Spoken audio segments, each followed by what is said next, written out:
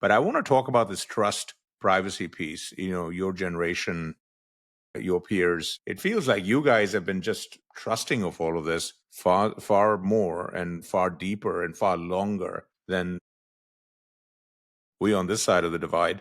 Can you talk a little bit about that? Is that just natural because your world is, I don't know. I don't want to put words in your mouth.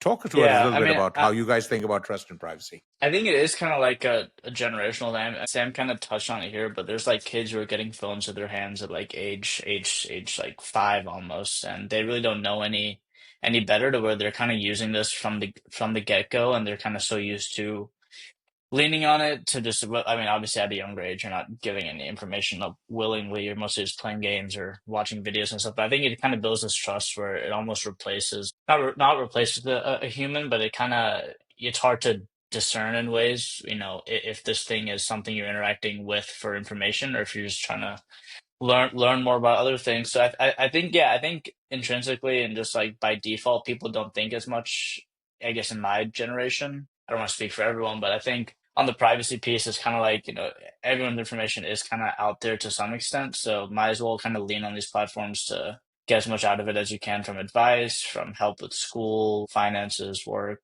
health, rather than kind of focusing as much on the privacy piece. As I said, that might, obviously that's not like a blanket statement. I think everyone has very strong views on the privacy piece, and I think it is very important, obviously, that all this stuff is being encrypted properly and all that.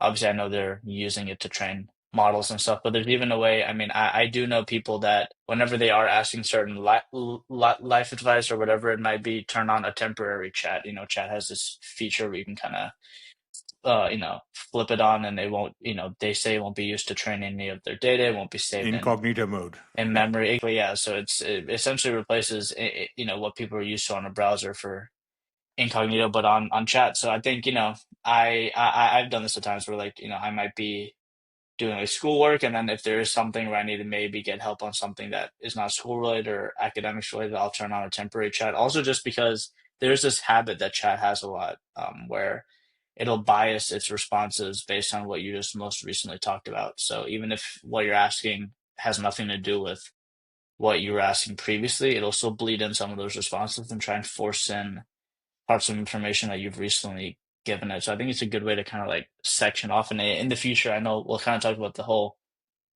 UI UX of this in a bit, on one of the later clips. But I think it'll be interesting to see, what they're doing to like maybe create these separate profiles within chat to where you can kind of have this, it's almost like this agentic platform where you can have an agent for finance, you can have an agent for school, you can have an agent for health, to where, it's a little bit more siloed off. Yeah, I think that would be kind of be an interesting shift on the privacy piece as well.